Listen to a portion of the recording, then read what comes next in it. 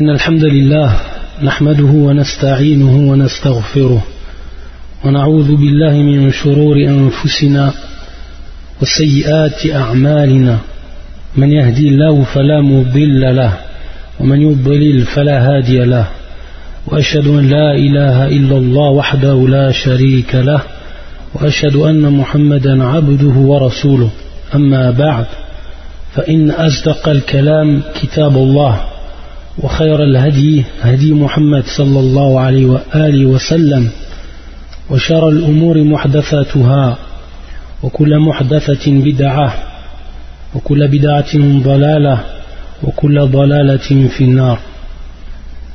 إخوتي الكرام, assalamu alaikum wa rahmatullahi wa barakatuh. Donc on continue aujourd'hui l'explication de Surat al-Fatiha qui nous est pris, qu'on comprend du livre Min Kunuz al-Qur'an al-Karim, Min Kunuz al-Qur'an al-Karim, parmi les trésors du Saint-Coran, du Cheikh Abdel Muhsin al-Abbad al-Badr, hafidhahullah ta'ala wa ra'ah. La semaine dernière, on avait commencé à expliquer Surat al-Fatiha et on avait commencé à expliquer le premier verset et on a mis en évidence de manière claire que ce premier verset comprenait les trois catégories du Tawhid, que ce soit le Tawhid al-Rububiyyah, l'unicité d'Allah dans la souveraineté, Tawhid al-Uluhiyyah, l'unicité d'Allah Azza wa Jal dans l'adoration, ou Tawhid al-Asma'i wa Sifat, l'unicité d'Allah Azza wa Jal dans les noms et les attributs. Donc aujourd'hui on va continuer l'explication. يقول الله عز وجل في هذه السورة العظيمة الرحمن الرحيم الرحمن الرحيم, que l'on traduit par le tout miséricordieux, le très miséricordieux, le tout miséricordieux, le très miséricordieux. يقول الشيخ اسمان من أسماء الله يدلان على صفة من صفات الله هي الرحمة هي الرحمة. Donc il faut savoir en fait que lorsqu'on lit nous maintenant le Coran et que l'on trouve un des noms d'Allah Azza wa Jal, lorsqu'on trouve un des noms d'Allah Azza wa Jal, qu'est-ce que ce nom en fait il indique? Qu'est-ce que ce nom il indique? Il faut savoir en fait qu'un nom il indique trois choses. Un nom d'Allah subhanahu wa ta'ala il indique en fait trois choses. La première chose qu'il indique, il indique al-Dhat, c'est-à-dire il indique en fait l'entité d'Allah subhanahu wa ta'ala. Lorsqu'on trouve en fait un des noms d'Allah subhanahu wa ta'ala, il faut savoir qu'il indique dans un premier temps quoi? Al-Dhat, c'est-à-dire l'entité d'Allah subhanahu wa ta'ala. وهذا من أنواع دلالة الأسماء الحسنى, les catégories d'indication des noms, des nobles noms d'Allah subhanahu wa ta'ala. Donc la première chose, نقول أن الأسماء تدل على ذات الله مطابقة, par correspondance, c'est-à-dire que chaque nom correspond à quoi? Correspond en fait à Dhat, c'est-à-dire correspond à l'entité d'Allah subhanahu wa ta'ala. Donc lorsque je dis Ar-Rahman Ar-Rahim, le premier nom correspond à quoi? À l'entité d'Allah, et le deuxième nom correspond à l'entité d'Allah kadhalik. Et ça c'est important à savoir. C'est important à savoir, surtout en fait pour connaître ce qu'indiquent les noms d'Allah subhanahu wa ta'ala et comprendre al-Nusus, comprendre les textes tirés du Coran et de la Sunna. Lorsqu'on dit Ar-Rahman ala al-Arsh istawa, Ar-Rahman min asma'illah azza wa jal, alaysa kadhalik, Ar-Rahman il fait partie des noms d'Allah. Et lorsqu'on dit Ar-Rahman, lorsqu'Allah subhanahu wa ta'ala dans son livre dit Ar-Rahman ala al-Arsh istawa, c'est-à-dire le tout miséricordieux s'est établi sur son trône, qu'est-ce que ça veut dire? Ça veut dire Annahu istawa bidhatihi. Comment ça? Pourquoi? Parce que le premier nom qui est utilisé, ou le nom d'Allah qui est utilisé ici, Ar-Rahman. Ar-Rahman, min asma'illah, ça fait partie des noms d'Allah. Et qu'est-ce que ça indique, les noms? Un nom, dans un premier temps, ça indique l'entité d'Allah. Lorsqu'on dit Ar-Rahman wa ala al-Arsh istawa, Anna Allah istawa bidhatihi, c'est-à-dire qu'Allah Azza wa Jal s'est établi sur son trône de par son entité. De par son entité. Donc ça c'est le bénéfice de connaître les catégories d'indication des noms. حينما يقول النبي صلى الله عليه وسلم ينزل ربنا قال ربنا والرب من أسماء الله, c'est-à-dire le Seigneur fait partie, le Seigneur qui est la traduction du nom Ar-Rabb, il fait partie en fait des noms d'Allah. حينما يقول النبي صلى الله عليه وسلم ينزل ربنا, c'est-à-dire notre Seigneur descend. Qu'est-ce que ça veut dire? Ça veut dire Rabbuna yani yanzilu bidhati, c'est-à-dire qu'il descend de par son entité. Pourquoi? Parce que son nom, dans un premier temps, il indique quoi? Un des noms d'Allah, et tous les noms d'Allah, ils indiquent dans un premier temps l'entité d'Allah subhanahu wa ta'ala. Donc ça c'est le premier point à savoir. Donc lorsque Allah Azza wa Jalla yaqul fi surat al-Fatiha Ar-Rahman et Ar-Rahim, on sait que ça indique, ces deux noms vont indiquer dans un premier temps l'entité d'Allah par correspondance, mutabaqatan, par correspondance. Ensuite la deuxième chose qu'il indique, le nom, et c'est ce que nous indique en fait le shirk, c'est ce qui nous met en évidence le shirk, yadullan yaqul ala sifatin min sifatillah hiya ar-rahma, c'est-à-dire que la deuxième catégorie d'indication c'est quoi?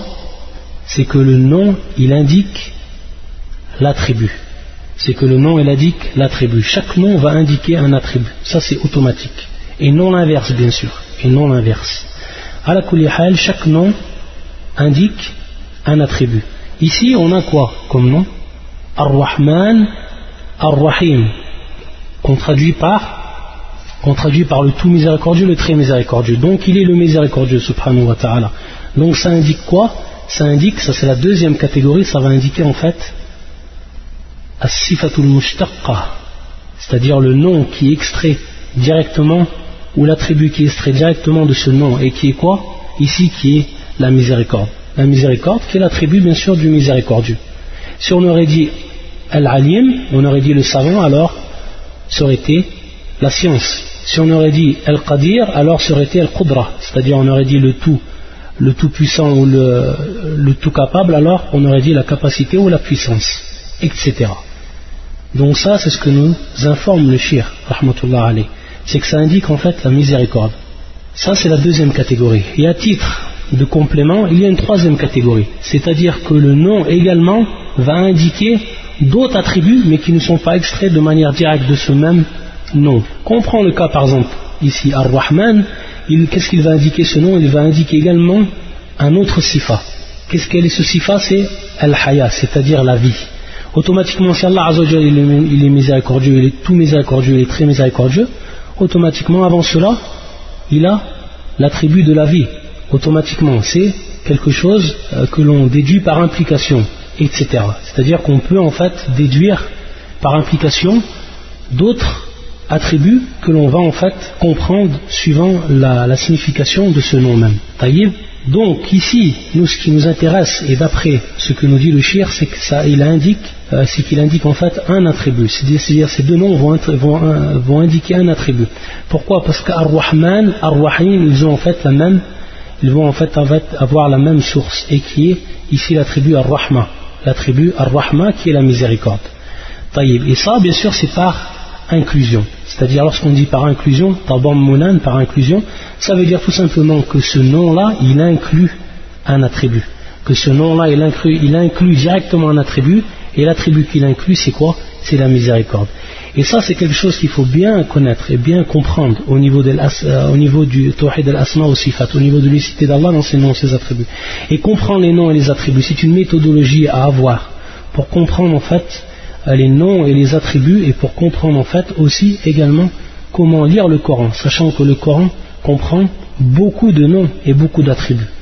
Taïb, le shir il nous a dit que ça indique donc par inclusion, ça indique la miséricorde. Est-ce que la miséricorde du Rahman c'est la même miséricorde que Ar-Rahim? Est-ce que c'est exactement la même miséricorde? En fait, les savants par rapport à ça, lorsqu'ils expliquent et lorsqu'ils détaillent, ils disent que Rahmatur Rahman mukhtalifa an Rahmatir Rahim. C'est pour ça qu'à partir de là, ils vont donner en fait des indications et des significations. Donc ils nous disent tout simplement que la miséricorde du Rahman, c'est pas la même miséricorde que Ar-Rahim, même si elle revient à la miséricorde de façon générale. فيقولون أن الرحمن هي الرحمة الواسعة, c'est-à-dire la grande miséricorde, la vaste miséricorde. La miséricorde du nom Ar-Rahman, c'est la vaste miséricorde. Cette miséricorde-là qui va atteindre le musulman comme il va atteindre, ou comme elle va, c'est-à-dire la miséricorde, comme elle va atteindre le musulman, elle va atteindre également le mécréant dans cette dunya. Le mécréant dans cette dunya. Ne vois-tu pas en fait que le mécréant, yatamatta, c'est-à-dire qu'il jouit des enfants, il jouit des biens, il jouit de l'argent, etc. C'est une jouissance qu'il prend durant cette vie. Et ça vient d'où? Ça vient de la miséricorde d'Allah subhanahu wa ta'ala. Malgré qu'il lui associe, malgré qu'il l'insulte, malgré cela, Allah Azza wa Jal, de par sa miséricorde, il lui donne jouissance dans cette vie d'ici-bas. Ça fait partie de Rahmatur Rahman. Rahmatur Rahman, c'est-à-dire la miséricorde du Ar-Rahman, du nom d'Allah subhanahu wa ta'ala, Ar-Rahman. Par contre, Ar-Rahim, fayaqulun rahmatun wasila, c'est-à-dire en fait une miséricorde qui va advenir pour les croyants le jour du jugement. Pour les croyants le jour du jugement. Donc on voit ici que ça va être une miséricorde qui va être spécialement pour qui? Pour les croyants, et quand? Le jour du jugement. Pourquoi? Parce que ce jour-là, bien sûr, le croyant il aura besoin de la miséricorde d'Allah subhanahu wa ta'ala. Et ça fait partie de min al-adl, ça fait partie en fait de la justice. Qu'Allah a fait une miséricorde qui ne va pas être la même miséricorde, c'est-à-dire qu'Allah a fait une miséricorde aux mécréants qui ne va pas être la même miséricorde qu'il a fait aux croyants, ou vice-versa. Automatiquement, la miséricorde qui va être faite aux croyants ne va pas être la même que celle qui est faite aux mécréants. Ça fait partie de la justice d'Allah subhanahu wa ta'ala. Comment une personne qui croit en Allah et celle qui ne croit pas en Allah aurait la même miséricorde. Donc automatiquement, on voit en fait que ces deux noms vont inclure la miséricorde, mais c'est que cette miséricorde en détail, elle va être différente l'une de l'autre. Et aussi parmi les différences que font les savants entre ces deux noms, ils disent que Ar-Rahman ou Rahmatur Rahman sifatun dhatiya, c'est-à-dire que la miséricorde du Rahman, c'est un attribut qui est propre à l'entité divine. C'est un attribut qui est propre à l'entité divine. C'est-à-dire qu'Allah Azza wa Jal, de manière continuelle, il est qualifié par la miséricorde, par cette miséricorde. Il est qualifié par ce nom Ar-Rahman, de façon continuelle, c'est-à-dire qu'il est qualifié par cette miséricorde qui est de manière continuelle. Par contre, Rahmatur Rahim, sifatun fi'liya, c'est-à-dire que c'est un attribut qui est en fait propre à l'acte divin, c'est-à-dire un attribut qui va venir ou qui va être subordonné à la volonté d'Allah subhanahu wa ta'ala. Quand il veut faire miséricorde, Allah il fait miséricorde, et quand il ne voudra pas faire miséricorde, il ne fera pas miséricorde. Et c'est là qu'on comprend en fait que cette miséricorde-là, elle va être le jour du jugement, donc elle va être dans un temps précis, et elle va être pour des gens spéciaux, c'est-à-dire les croyants. Donc on comprend par rapport à ici que Rahmatur Rahim sifatun fi'liya wa Rahmatur Rahman sifatun dhatiya. Hada min al-furuq. Et c'est pour ça qu'Allah Azza wa Jal يقول في كتابه الرحمن على العرش استوى. والرحمن, c'est le seul nom en dehors du nom propre d'Allah qui est Allah, c'est le seul nom qui commence ou par lequel débute un verset. Et aussi comme fi surat al-Rahman, c'est le seul nom Ar-Rahman par lequel Allah Azza wa Jal débute un verset. Ar-Rahmanu ala al-arsh istawa. Fadalla ala annahu sifatun ou anna rahmatur Rahman sifatun dhatiya. Que c'est un nom, que c'est en fait un attribut, la miséricorde du Rahman, c'est un attribut qui est propre à l'entité divine. Par contre, يقول الله عز وجل في اسم الرحيم وكان بالمؤمنين رحيما. وكان بالمؤمنين رحيما, c'est-à-dire il est envers les croyants Rahim. Allah Azza wa Jal est envers les croyants Rahim. Donc on voit en fait que cette miséricorde en fait va être pour les croyants. Et comme on l'a dit, comme l'ont dit beaucoup de savants, le jour du jugement. Non. Ensuite, le cheikh va nous donner encore une autre différence entre ces deux noms. Et il nous dit, qu'est-ce qu'il nous dit le cheikh? War-Rahman min al-asma allati la tutlaq illa ala Allah. War-Rahim ja'a fi al-Qur'an itlaquhu ala ghayrihi. قال الله عز وجل في نبيه محمد صلى الله عليه وآله وسلم لقد جاءكم رسول من أنفسكم عزيز عليه ما عنتم حريص عليكم بالمؤمنين رؤوف رحيم. Donc on voit ici que dans un premier temps le cheikh nous dit que Ar-Rahman, ce nom-là, il est spécial pour Allah, qu'on n'a pas le droit de qualifier une personne par ce nom, de dire cette Fulan Rahman, la yumkin, c'est interdit, ce n'est pas possible. Alors que Ar-Rahim, le terme Ar-Rahim ou le nom Ar-Rahim, il est possible de dire qu'une personne est Ar-Rahim, c'est-à-dire miséricordieux. Donc c'est une différence qu'il y a à faire entre ces deux noms. Et le cheikh il est venu par un verset qui nous a cité, par le verset qui nous a cité. Et c'est le verset 128 et qui se trouve sur Surat At-Tawbah, qui est un dalil pour dire en fait que ce nom est utilisé dans le cas d'un être humain. Et ici en l'occurrence le prophète sallallahu alayhi wa sallam. Donc le sens de la traduction de ce verset, certes un messager pris parmi vous est venu à vous, auquel pèsent lourd les difficultés que vous subissez, qui est plein de sollicitude pour vous, qui est compatissant et miséricordieux envers les croyants.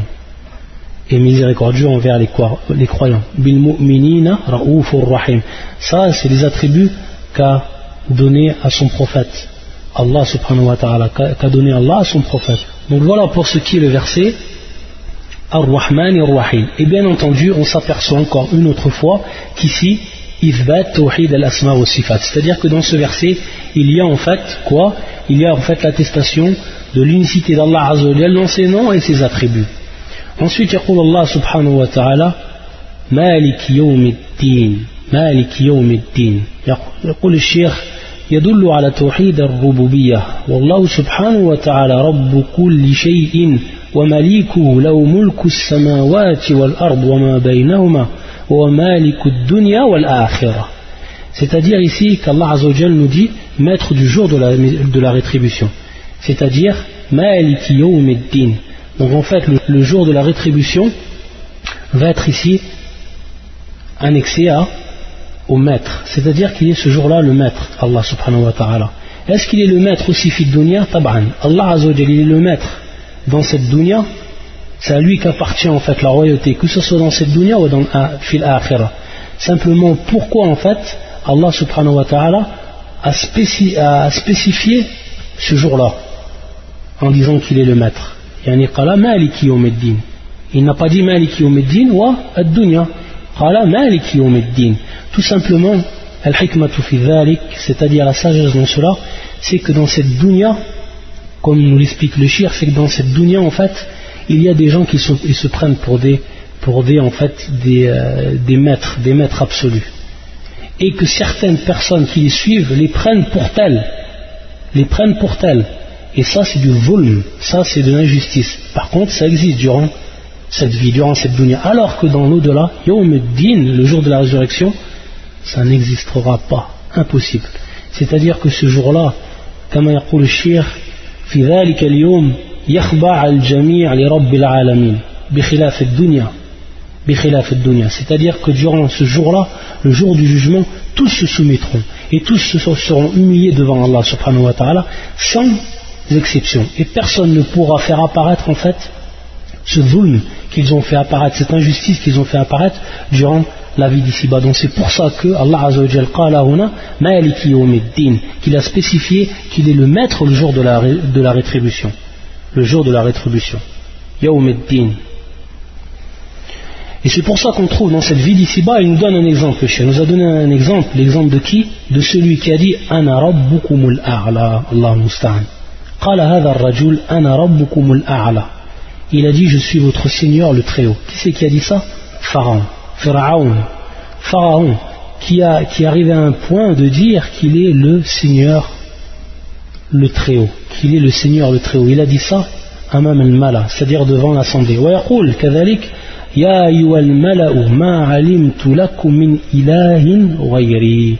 Yaqul, c'est-à-dire il dit devant son assemblée, je ne connais pas pour vous une autre divinité que moi.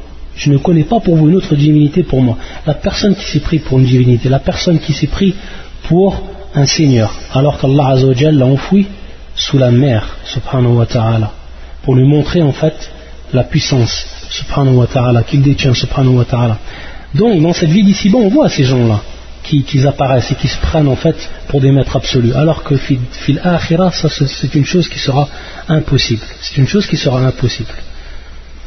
ويقول الله عز وجل لله ملك السماوات والأرض وما فيهن وهو على كل شيء قدير تبارك الذي بيده الملك وهو على كل شيء قدير قل من بيده ملكوت كل شيء وهو يجير ولا يجار عليه إن كنتم تعلمون سيقولون لله قل فأنا تسحرون.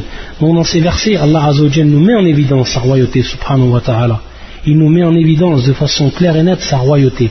Yaqul, parmi les traductions du sens des versets, il dit qui détient dans sa main la royauté absolue de toutes choses et qui protège et n'a pas besoin d'être protégé, dites si vous le savez. Ils diront Allah, dit comment donc se fait-il que vous soyez ensorcelés, c'est-à-dire au point de ne pas croire en lui, alors qu'il a dit auparavant béni soit celui dans la main de qui est la royauté et il est omnipotent. Et il a dit subhanahu wa ta'ala, à Allah seul appartient le royaume des cieux, de la terre et de ce qu'il renferme et il est omnipotent. Tous ces versets que le cheikh nous a cités et dont on a cité la traduction du sens des versets, alors nous prouvent de façon claire et nette que al-mulk lillah fi dunya wal akhirah.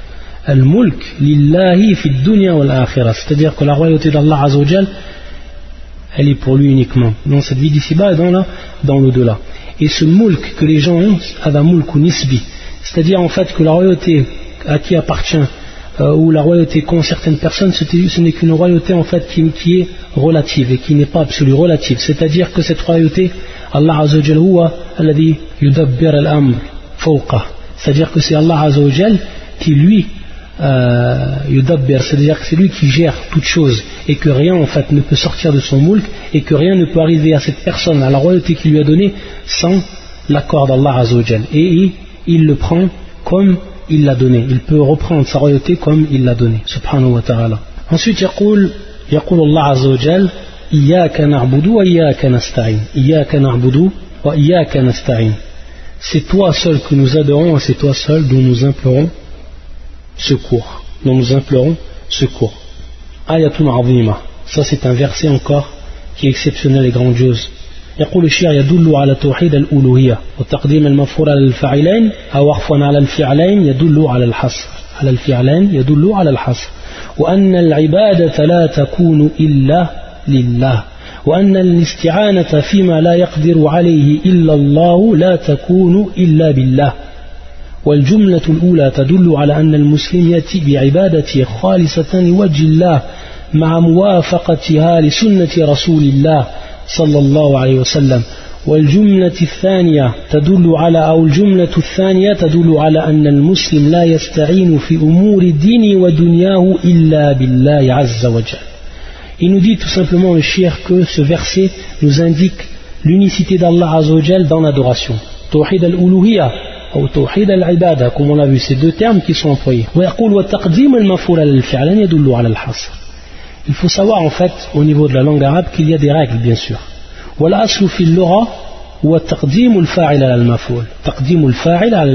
C'est-à-dire que le sujet va toujours va précéder en fait le complément. Ça c'est une règle qui est générale, mais il se peut en fait que le complément vienne en fait avant le sujet, ou ce qui prend la place du sujet. Et c'est ce que nous indique ici le cheikh. Et lorsqu'en fait ce procédé est utilisé au niveau de la langue arabe, c'est-à-dire que le complément est mis en avant, que le complément est mis en avant par rapport en fait au sujet ou ce qui prend la place du sujet au niveau de la langue arabe, alors yaqul al-shi'r yadullu ala al-hasr. Qu'est-ce que ça veut dire? Ça veut dire ici, au niveau de l'application, iyyaka na'budu, ça veut dire que nous n'adorons qu'Allah subhanahu wa ta'ala. Et nous demandons le secours que d'Allah subhanahu wa ta'ala. Par contre, si on aurait dit, on voit ici que al-maf'ul iyyaka, ou al-maf'ul muqaddam iyyaka, قال الله عز وجل iyyaka na'budu, wa ma qala na'buduk, c'est-à-dire il n'a pas dit nous t'adorons. Il a dit c'est toi seul que nous adorons. Donc ici, yadullu ala al-hasr, c'est-à-dire c'est une preuve en fait que seule l'adoration est pour Allah. Donc c'est l'exclusivité, ça prouve en fait l'exclusivité et que Allah Azza wa Jal est le seul qui mérite d'être adoré. C'est pour ça que naqul fi ma'na la ilaha illallah la ma'buda bihaqqin illa Allah, que c'est le seul Allah Azza wa Jal qui mérite l'adoration. Lorsqu'on dit bihaqq, c'est-à-dire que fil waqi', c'est-à-dire qu'en l'état actuel des choses, on voit bel et bien des gens qui adorent malgré cela des autres divinités.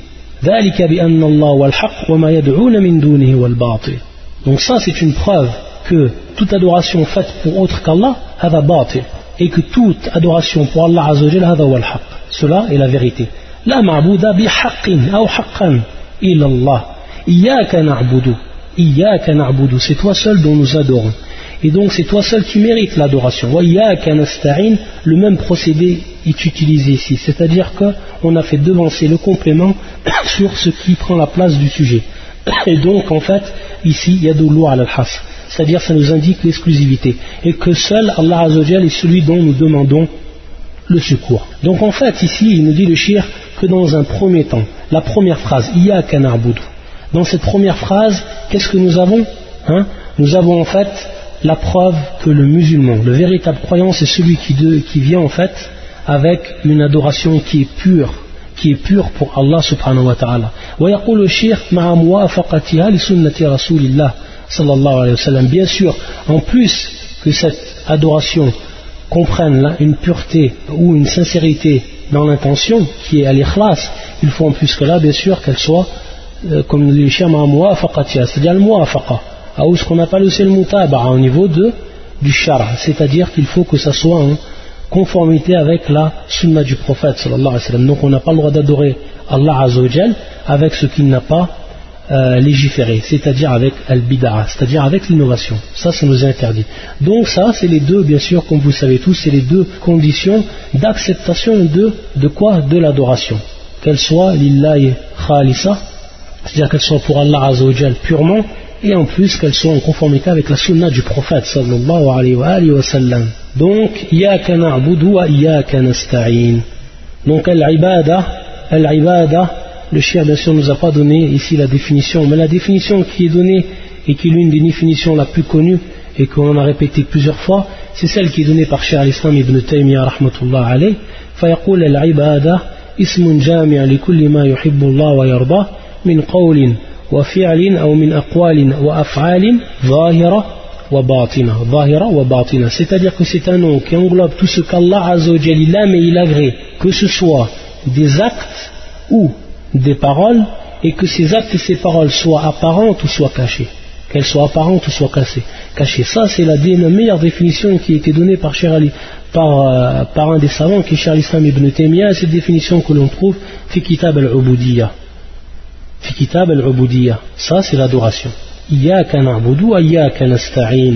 C'est-à-dire que non seulement on adore Allah Azza wa Jalla, mais on demande à Allah Azza wa Jalla qui nous aide dans cela. Et na'am. C'est-à-dire qu'on lui demande qu'il nous aide dans toutes nos affaires. C'est-à-dire qu'on s'en remet à Allah Azza wa Jalla dans toutes nos affaires. À chaque fois que la personne a besoin de quelque chose, elle doit s'en remettre à Allah de par son cœur. Yu'alliq qalbahu billah Azza wa Jalla. Faqat. C'est-à-dire qu'il raccroche son cœur avec Allah subhanahu wa ta'ala. Que à chaque fois qu'il a besoin de quelque chose et qu'il a besoin d'aide, alors qu'il se tourne vers Allah subhanahu wa ta'ala, c'est lui qui l'aide, c'est lui qui va l'aider subhanahu wa ta'ala et personne d'autre. Iyyaka na'budu wa iyyaka nasta'in. Donc on voit ici aussi taqdimul ghaya ala al-wasila, c'est-à-dire qu'Allah Azza wa Jal, al-ibada hiya al-ghaya, c'est-à-dire que al-ibada c'est en fait la fin en elle-même, c'est ce que la personne veut concrétiser, l'adoration, et ensuite iyyaka nasta'in, ça c'est al-wasila, c'est-à-dire que pour concrétiser cette fin-là, elle va passer bien sûr par des moyens, et ces moyens-là, elle va les demander à Allah Azza wa Jal. Iyyaka nasta'in. Donc taqdimul ghaya ala al-wasila. Et donc bien sûr, de façon évidente, lorsqu'on a dit iyyaka na'budu et que ça prouvait l'exclusivité de l'adoration pour Allah Azza wa Jal, ça adha ayn wa qalb tawhid al-uluhiyya. Ça là c'est le cœur de l'unicité de quoi? De l'adoration. Ensuite, يقول Allah Azza wa Jal اهدنا الصراط المستقيم. اهدنا الصراط المستقيم. يقول يدل على توحيد الألوهية. يدل على توحيد الألوهية. Et avant de passer à ce verset, un complément que l'on va donner en plus aussi, c'est qu'al-isti'ana, c'est-à-dire la demande d'aide, c'est une adoration. C'est une adoration.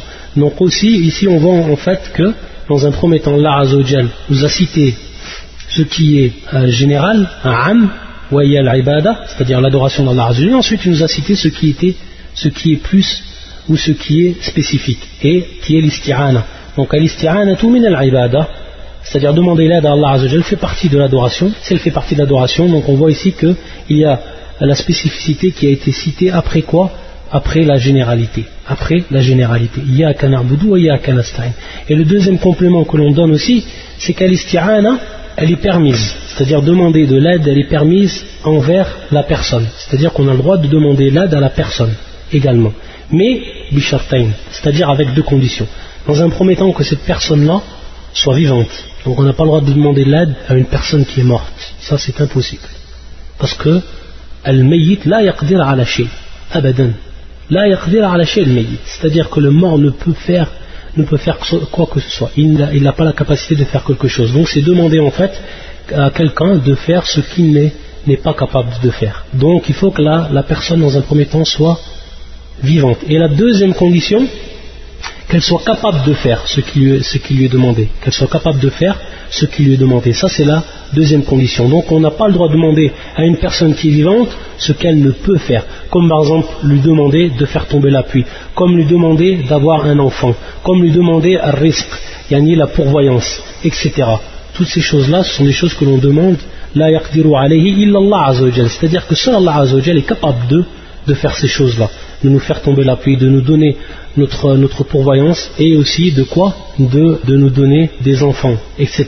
Tout cela c'est spécial pour Allah et c'est seul Allah qui est capable de le faire. Donc ça aussi c'est une condition, de demander à la personne ce qu'elle est capable de faire. Par contre lui demander ce qu'elle n'est pas capable de faire, alors là on va rentrer on va rentrer dans la justice. Qu'on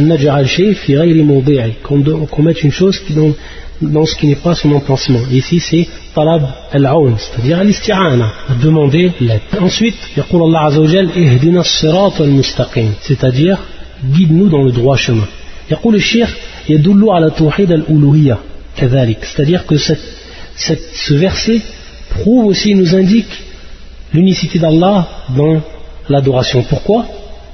يقول الشيخ وهو الدعاء والدعاء من أنواع العبادة كما قال الله عز وجل وأن المساجد لله فلا تدعوا مع الله أحدا. Donc le cheikh nous dit tout simplement que là on demande en fait, on va demander à Allah Azza wa Jal quoi? On va demander en fait qu'il nous guide sur le droit chemin. Donc ça c'est une dua, c'est une invocation, et toute invocation, comme on l'a déjà précisé le cours précédent, toute invocation est une adoration. C'est pour ça qu'on n'a pas le droit d'invoquer un autre qu'Allah subhanahu wa ta'ala. Et il nous rapporte la preuve, le cheikh.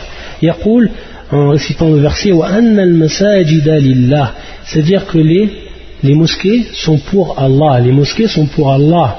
Fala tad'u ma'allahi ahadan. Fala tad'u ma'allahi ahadan. C'est-à-dire n'invoque pas avec Allah un autre que lui. Donc ça c'est une preuve en fait que dans un premier temps l'invocation est une adoration, et dans un deuxième temps que c'est donc invocation, on a le droit que de la diriger vers Allah subhanahu wa ta'ala, c'est-à-dire que de la concrétiser dans le droit d'Allah uniquement. ويقول الشيخ وهذا الدعاء مشتمل على أعظم مطلوب للعبد هو الهداية إلى الصراط المستقيم. Subhanallah. Il nous dit le cheikh en fait que cette dua, elle comprend ce qui va être le plus demandé, ce qui est le plus grandement demandé par al-abd, par le serviteur. Pourquoi? Parce que lorsque la personne demande guide-moi sur le droit chemin et qu'Allah Azza wa Jal waffiquhu, c'est-à-dire qu'il lui accorde cette guidance, alors il n'a plus rien à craindre. La personne qui est bien guidée et qu'Allah Azza wa Jal lui a accordé cette guidance, alors il n'a plus rien à craindre. Donc c'est pour ça que cette invocation qui va être en fait considérée comme la plus grande et qui va comprendre le bien de la vie d'ici-bas et le bien de l'au-delà, le bien de la vie d'ici-bas et le bien de l'au-delà. Et il nous dit en fait que demander cette guidance-là, c'est ce qu'il y a de plus important. Et c'est même encore plus important que du fait de demander notre nourriture et notre boisson. Pourquoi? Parce qu'il nous explique le cheikh que la nourriture et la boisson, c'est simplement en fait ce qu'on a besoin dans cette dunya. Yaqul zadu hayati al-faniya, c'est-à-dire ce que nous avons besoin durant cette vie d'ici-bas, cette vie en fait qui va s'arrêter. Alors qu'al-hidayatu ila as-sirat al-mustaqim zadu hayati al-baqiya ad-da'ima, c'est-à-dire que cette guidance que l'on demande à Allah subhanahu wa ta'ala, c'est celle en fait que l'on va avoir dans la vie qui sera une vie éternelle, baqiya, une vie qui va rester, qui sera éternelle. Et il nous dit, le cheikh, c'est aussi important de le comprendre lorsqu'on cite à chaque fois dans notre prière cette dua, قل ويشتمل هذا الدعاء على طلب الثبات على الهداية الحاصلة وعلى الطلب المزيد من الهداية. Ça aussi c'est important. Il va nous citer des versets par rapport à ça, le cheikh. C'est-à-dire que non seulement on demande qu'il nous guide, mais on demande aussi dans un deuxième temps al-thabat, que nos pas soient affermis sur quoi? Sur cette guidance. Non seulement lorsque la personne, Allah Azzawajal l'a guidée, elle demande que Allah Azzawajal, il demande à Allah, cette personne, qu'Allah Azzawajal lui affermisse ses pas sur cette voie-là, qu'elle ne le fasse pas dévier. Et il nous dit même wa ala talab al-mazid, c'est-à-dire qu'on demande toujours plus. On aura toujours besoin de cette guidance. Et toujours, il faut la demander à Allah, et il faut demander toujours plus. C'est-à-dire que cette guidance-là, elle a des degrés bien sûr, et qu'il faut que l'on atteigne le plus de degrés possible, que ce soit par rapport à cette vie d'ici-bas, afin que l'on atteigne les plus hauts degrés dans l'au-delà, fil jannati. Et à partir de là, il nous donne des versets, le cheikh. يقول الله عز وجل والذين اهتدوا زادهم هدى وآتاهم تقواهم. Ça c'est في سورة محمد, le verset 17. Le verset 17. Et la traduction c'est: quant à ceux qui se mirent sur la bonne voie, il les guida encore plus et leur inspira leur piété. Il les guida encore plus. C'est pour ça que natlub al-mazid min al-hidayah. Non seulement la personne peut être sur la bonne voie et sur la guidance, et qu'ils suivent la voie authentique, as-sirat al-mustaqim, lakin yasal al-mazid, c'est-à-dire qu'ils demandent encore plus. Et ça c'est une preuve encore dans ce verset. Quant à ceux qui se mirent sur la bonne voie, il les guida encore plus. Il les guida encore plus. Zadahum huda. Un autre verset qui nous donne aussi le shir. Innahum fityatun amanu bi rabbihim wa zidnahum huda. C'est-à-dire, bien sûr, il parle par rapport aux gens de la caverne. Ashabul Kahf. Ashabul Kahf. Ce sont des jeunes gens qui croyaient en leur Seigneur. Ils ont cru en leur Seigneur. Ils ont quitté leur peuple qu'ils associent à Allah Azzawajal. Et ils ont cru en leur Seigneur. Ils ont été sur la bonne voie. Qu'est-ce qu'il dit Allah Azzawajal?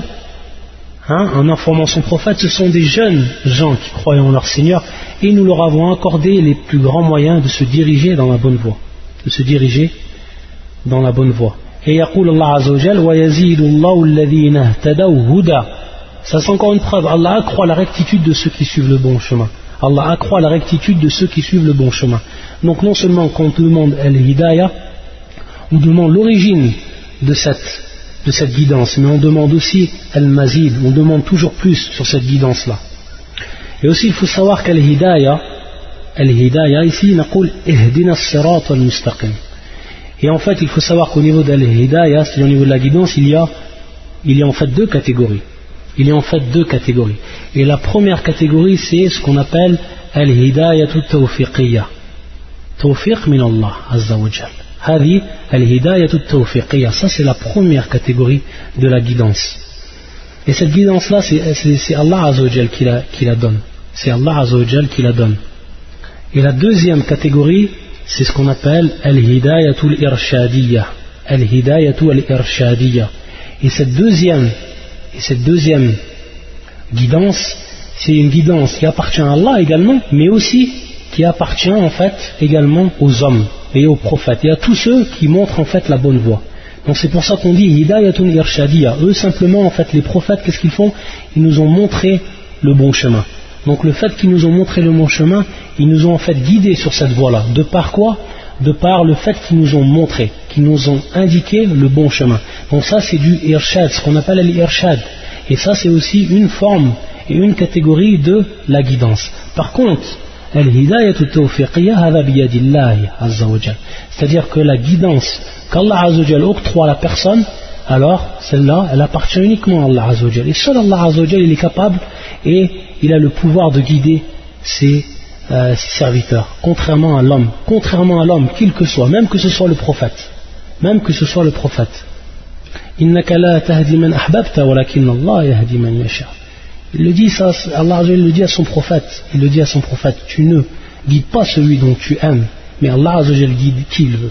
Même si toi tu aimes qu'une personne sera guidée, ô Muhammad, Allah s'il ne veut pas qu'elle soit guidée, elle ne sera pas guidée. Ça c'est al-hidayatu tawfiqiyya. Et c'est celle-là en fait qu'on demande à Allah Azzawajal. On la demande celle-là, on la demande dans un premier temps. Et on demande aussi cette hidayatul irshadiyya, c'est-à-dire qu'Allah Azzawajal nous assujettit une personne qui va nous guider sur le bon chemin, un savant qui va nous montrer minhaj salaf, qui va nous montrer en fait la voie des pieux prédécesseurs et comment en fait suivre cette voie-là et comment appliquer cette guidance. au niveau pratique. Enam. Donc ça c'est quelque chose qu'on demande à Allah Azza wa Jal dans cette dua. Ensuite, يقول Allah Azza wa Jal, صراط الذين أنعمت عليهم. C'est-à-dire, Allah Azza wa Jal, ou le sens de ce verset, et il nous dit, subhanahu wa ta'ala, le chemin de ceux que tu as comblés de faveur. الذين أنعمت عليهم. Ceux que tu as comblés de faveur. Ça donc c'est en fait, c'est un descriptif de cette voie-là, de ce droit chemin. Et comme vous savez, Allah Azza wa Jal, lorsqu'il nous indique ce verset-là, il nous a en fait indiqué qui sont ces gens-là. Pourquoi? Parce que ce sont des catégories de gens. Ce qui est sous-entendu ici, ce sont des catégories de gens. Et Allah Azza wa Jal nous a indiqué dans un autre verset. Donc à partir de là, il y a un point que l'on peut dire, c'est qu'il faut savoir que le Coran en fait, yani tafsir al-Qur'an, c'est-à-dire l'exégèse ou l'explication, le tafsir du Coran se fait en fait bimarahil, se fait en fait par étapes. C'est pour ça que les savants nous disent qu'il y a en fait 5 étapes de façon générale. Ils nous disent tafsir al-Qur'an bil-Qur'an, c'est-à-dire expliquer le Coran par le Coran. Il faut savoir en fait qu'il y a des versets dont Allah Azza wa Jal les a cités de façon générale, il les a détaillés dans d'autres passages. Donc à partir de là, on peut connaître l'explication du Coran par le Coran lui-même. Wa hadha tafsir al-Qur'an bil-Qur'an. Et c'est pour ça en fait qu'un des livres que l'on va voir tout le long en fait des cours, pourquoi? Parce que le Cheikh Abdel Mohsen Al-Abad, il a eu un de ses cheikhs qui s'appelait Cheikh Mohamed Al-Amin, le Mauritanien, le grand savant, celui qui est le Al-Mufassir du Coran, Wal-Usuli, c'est-à-dire le grand explicateur du Coran, et qui écrit son livre qui s'appelle Adwa'ul Bayan, fi tafsir al-Qur'an bil-Qur'an, Adwa'ul Bayan, c'est-à-dire les lumières, al-Bayan, les lumières de al-Bayan, c'est-à-dire de l'explication, etc. Et en fait, ce livre-là, le Cheikh, tout le long de son livre, Min Kunuz al-Qur'an, il va revenir à ce livre-là, il va revenir en fait à ce tafsir. Et le Cheikh, il faut savoir, Cheikh Abdel Mohsin, qu'il a été un élève de Cheikh Mohamed Al-Amin. C'est pour ça qu'on va voir dans le livre, lorsqu'il nous dit, Qala Sheikhuna. Qala Sheikhuna, Cheikh Mohamed Al-Amin al-Shanqiti, rahimahullah. Pourquoi? Parce qu'il étudie auprès de lui. Et il va beaucoup revenir. Pourquoi? Parce que c'est un livre qui est fabuleux et magnifique. C'est-à-dire un livre où le Cheikh, en fait, il expliquait le Coran par le Coran. Ala kulli hal, ça c'est la première étape. Ensuite, la deuxième étape, tafsir al-Qur'an bis-sunnah. C'est-à-dire que l'on va expliquer les versets du Coran par la sunna du prophète sallallahu alayhi wa sallam. Et ça c'est la deuxième étape. Ensuite, la troisième étape, bien sûr, lorsqu'on dit sunna, toujours on dit bi-sunnati sahiha. C'est sous-entendu, c'est-à-dire la sunna qui est authentique. La sunna qui est authentique. La troisième étape, tafsir al-Qur'an bi-aqwal al-sahaba. Tafsir al-Qur'an bi-aqwal al-sahaba. C'est-à-dire que l'on va revenir maintenant, si on ne trouve pas une explication dans la sunna du prophète, on va revenir aux paroles des sahaba. Pourquoi? Parce que les sahaba, eux, ils ont pris en fait l'explication de qui? Du prophète sallallahu alayhi wa sallam. Et ça a été leur maître, c'était leur éducateur, c'était leur professeur. Donc on revient à eux, on revient aux sahaba. Si on ne trouve pas dans la sunna, on revient aux sahaba, on voit qu'est-ce qu'ils ont dit les sahaba. Et le meilleur des compagnons pour ce qui est de l'explication du Coran, et vous savez tous, c'est Ibn Abbas.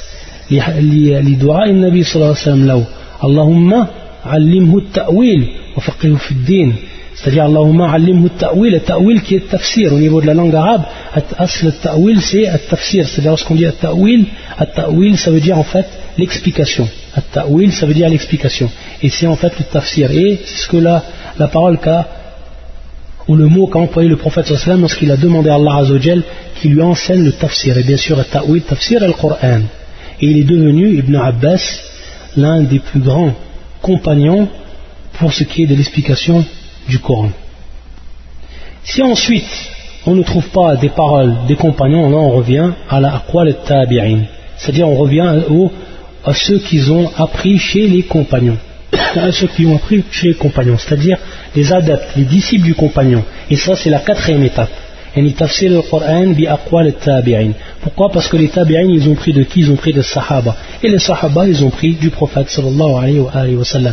Et ensuite, dans la cinquième étape, c'est tafsir al-Qur'an bil lughat al-arabiyya. Pourquoi? Parce que le Coran, il est descendu en fait en une langue arabe claire.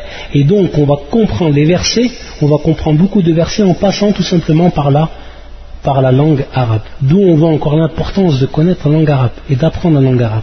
Ça c'est la cinquième étape. explication du Coran par la langue arabe. C'est les 5 étapes. Et donc ici on voit dans ce verset une application, c'est l'application de la première étape qui est l'explication du Coran par le Coran.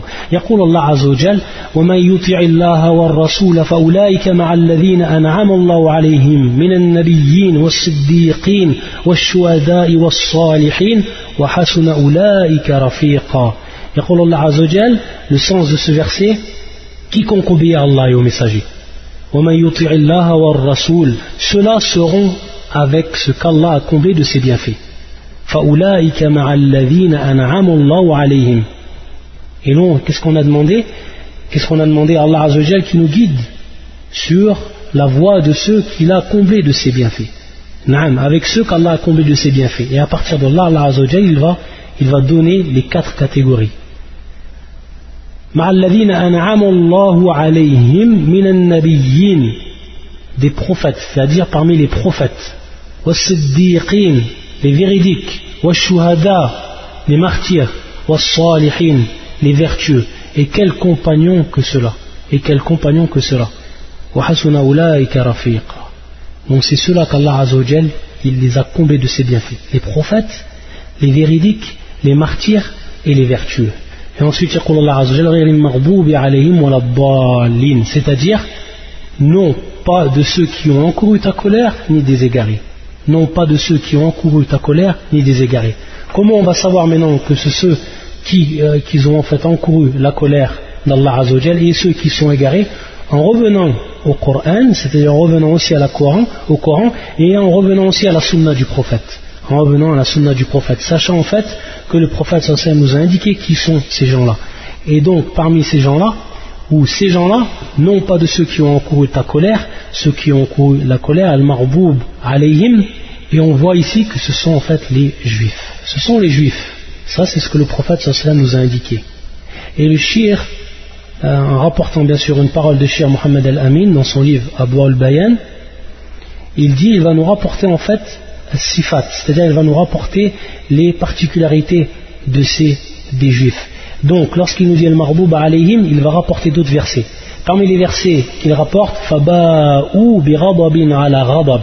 Et ça, ce verset est descendu sur les Juifs, sur Bani Israël. Faba'u bi ghadabin ala ghadab. Donc, on voit que le ghadab, la colère, c'est en fait un attribut qui toujours colle en fait à qui? Aux Juifs. Ils ont donc acquis colère sur colère. ويقول الله عز وجل قل هل أنبئكم بشر من ذلك مثوبة عند الله من لعنه الله وغضب عليهم. C'est-à-dire, dans ce verset, dit, puis-je vous informer de ce qu'il y a de pire en fait de rétribution auprès d'Allah, celui qu'Allah a maudit, celui qui a encouru sa colère. Et ce verset, il est descendu aussi sur les Juifs. Celui dont Allah a maudit, celui qui a encouru sa colère. C'est pour ça qu'ensuite à la fin du verset, ceux dont il a fait des singes, des porcs, et de même celui qui a adoré, on voit en fait que c'est les Juifs qui ont été transformés en singes et qui ont été transformés aussi en porcs. Donc c'est bien en fait le verset qui est descendu sur le Juif. Et le terme ensemble qui est employé, وَغَضِبَ عَلَيْهِ, c'est-à-dire qu'Allah Azza wa Jal s'est mis en colère contre lui. ويقول الله عز وجل إن الذين اتخذوا العجل سينالهم غضب. إن الذين اتخذوا العجل, ceux qui ont pris en fait, comme vous savez, le veau d'or pour l'adoration. Et ça c'est les Juifs, Bani Israël. سينالهم غضب, c'est-à-dire qu'ils vont recevoir la colère d'Allah Azza wa Jal, la colère d'Allah subhanahu wa ta'ala. Donc on voit en fait ici que non seulement d'après les versets du Coran et d'après le tafsir du prophète sallam, pas de doute que al-marboub alayhim, ce sont les Juifs. Et le hadith il est rapporté par l'imam al-Tirmidhi, et c'est un hadith qui est aussi authentifié par l'imam al-Albani fi silsilat al-sahiha. Le hadith c'est le numéro 3263, ça c'est fi silsilat al-sahiha du Cheikh al-Albani rahmatullah alayh. Et ensuite le Cheikh, lorsqu'il revient maintenant à la deuxième caractéristique, wala dhalin, c'est-à-dire ni des égarés. Et les égarés ici, ce sont en fait les chrétiens. An-Nasara. Et il nous rapporte encore un verset, le Cheikh rahmatullah alayhi, yani Cheikh Muhammad al-Amin, وَلَا تَتَّبِعُوا أَهْوَاءَ قَوْمٍ قَدْ ضَلُّوا مِنْ قَبْلُ وَأَضَلُّوا كَثِيرًا وَضَلُّوا عَنْ سَوَاءِ السَّبِيلِ. Qu'est-ce que veut dire ce verset? Naam, dit aux gens du livre, c'est-à-dire le début du verset, dit aux gens du livre, n'exagérez pas en votre religion, s'opposant à la vérité. Ne suivez pas les passions des gens qui se sont égarés avant cela, qui ont égaré beaucoup de monde et qui se sont égarés du chemin droit. C'est Surat al-Ma'idah et c'est le verset 77. Et ne suivez pas les passions des gens qui se sont égarés. Donc on voit ici le terme qawmin qad dallu. Donc on voit que c'est le dalal, c'est l'égarement. Et ceux qui sont égarés avant cela, qui ont égaré beaucoup de monde et qui se sont égarés du droit chemin. Et ça, ce verset, il est descendu sur An-Nasara. Il est descendu particulièrement sur qui? Sur An-Nasara, c'est-à-dire les chrétiens. Donc c'est pour ça que le shir, il le ramène. Ensuite, dans le hadith, le prophète sallallahu nous a aussi mis en évidence que ce sont An-Nasara. Par contre, il ne faut pas croire en fait que Allah Azza wa Jal n'est pas en colère également contre les chrétiens. Et que les juifs ne sont pas considérés comme des égarés. Non, que les chrétiens également ce sont des gens sur qui la colère d'Allah Azza wa Jal est tombée. Et on voit aussi que les juifs ce sont des gens qui sont égarés. Et même Cheikh Al-Uthaymin, fi tafsir surat Al-Fatiha, Cheikh Al-Uthaymin, lui il voit que en fait les égarés, ou ce sifat les égarés, c'est en fait pour les chrétiens qabl al-bi'tha, avant la venue du prophète sallallahu alayhi wa sallam. C'est-à-dire que ces gens-là ne connaissaient pas la vérité avant quoi? Avant en fait que le prophète sallallahu alayhi wa sallam soit envoyé. Alors que les juifs, eux, ils connaissaient la vérité. Binnas al-Qur'an. Ya'rifunahu kama ya'rifuna abna'ahum. C'est-à-dire ils le connaissent, ils l'ont reconnu comme ils ont connu leur enfant. Et ça c'est les juifs. Alors que les chrétiens, eux, ils étaient égarés et n'ont pas suivi en fait la voie. Par contre, après, le Cheikh Al-Uthaymin dit, après que la venue du prophète sallallahu alayhi wa sallam, est-ce qu'on peut dire qu'ils sont égarés et qu'ils sont égarés par ignorance? Là. Et c'est pour ça encore que le pape il y a quelque temps il a parlé sur l'islam. Lorsqu'il a parlé sur l'islam, il ne connaissait pas l'islam. Lorsqu'il a rapporté en fait sa thèse d'un soi-disant intellectuel chrétien, il ne connaissait pas l'islam. Il connaissait très bien l'islam. Ces gens-là connaissent l'islam, les chrétiens d'aujourd'hui. Ce sont des gens qui connaissent la vérité. Ya'rifun al-haq comme al-yahoud, comme les juifs. Par contre, donc, ils méritent que l'on dise que ce sont des gens sur qui la colère d'Allah Azza wa Jal est tombée. Al-Maghboubi alayhim. Al-Maghboubi alayhim. Ça, c'est une précision que nous donne Cheikh Al-Uthaymin rahmatullah alayhi. Tayyib. Et le Cheikh, en fait, il va nous rapporter aussi un athar d'un des grands savants de l'islam qui s'appelle Sufyan ibn Uyayna. Sufyan ibn Uyayna, muhaddith al-Hijaz, qui est mort en l'an 198 à la Mecque. Qui est mort en l'an 198 à la Mecque et qui était un des grands, très grands muhaddith. Sufyan ibn Uyayna, rahimahullah. يقول سفيان, et c'est ce que nous rapporte le Cheikh, من فسد من علمائنا كان فيه شبه من اليهود. من فسد من علمائنا كان فيه شبه من اليهود ومن فسد من عبادنا كان فيه شبه من النصارى. C'est-à-dire que Sufyan ibn Uyayna, en ayant compris en fait le verset et en ayant compris en fait les sifat, les attributs de ces gens-là, c'est-à-dire des chrétiens et des juifs, qu'est-ce qu'il nous dit? Il nous dit ceux qui ont dévié parmi nos savants, man fasada min ulama'ina, ceux qui ont dévié par rapport à nos savants, et il dit bien le terme ici, ulama'ina, min ulama'ina, les savants, kana fihi shibhun min al-yahoud, c'est-à-dire il y a en fait une ressemblance, ils ont une ressemblance avec les juifs. Pourquoi? Parce qu'ils ont connu la vérité et ils ne l'ont pas travaillé avec la vérité. C'est-à-dire que maintenant on voit des savants qui connaissent al-haq, ya'rifun al-haq, ils connaissent la vérité et ils ne suivent pas la vérité. Ce sont ces gens-là sur qui il dit Sufyan ibn Uyayna qu'ils ressemblent aux juifs dans leurs caractéristiques. Ils ont connu la vérité et ils ne l'ont pas suivi. Ensuite, يقول ومن فسد من عبادنا كان فيه شبه من النصارى, c'est-à-dire ceux qui ont dévié parmi nos adorateurs. Donc on voit maintenant le terme qui est employé min ubbadina, qui sont les adorateurs. Min ubbadina kana fihi shibhun min an-nasara, c'est-à-dire il y a en eux une ressemblance avec qui? Avec les chrétiens. Pourquoi? Parce qu'al-ubbad min hadhi al-umma, c'est-à-dire les adorateurs ou de cette lorsqu'on dit al-ubbad, c'est plus qu'adorateurs en fait, c'est les ascètes, hein, ce qu'on dit comme les ascètes, les grands adorateurs, ceux qui font beaucoup d'adoration. Yaqulu man fasada, c'est-à-dire ceux qui ont bien sûr dévié parmi al-ubbad et min ubbadina, alors ils ont une ressemblance avec les chrétiens. Pourquoi? Parce qu'ils ont adoré Allah Azza wa Jal avec jahl, bi-jahli, c'est-à-dire avec quoi? Avec ignorance. Ils ont adoré Allah Azza wa Jal avec ignorance. Donc par rapport à ça, ils ont ressemblé sous certains points aux chrétiens. ceux qui ont adoré Allah sans en fait guidance, ceux qui ont adoré Allah Azza wa Jal sans la vérité.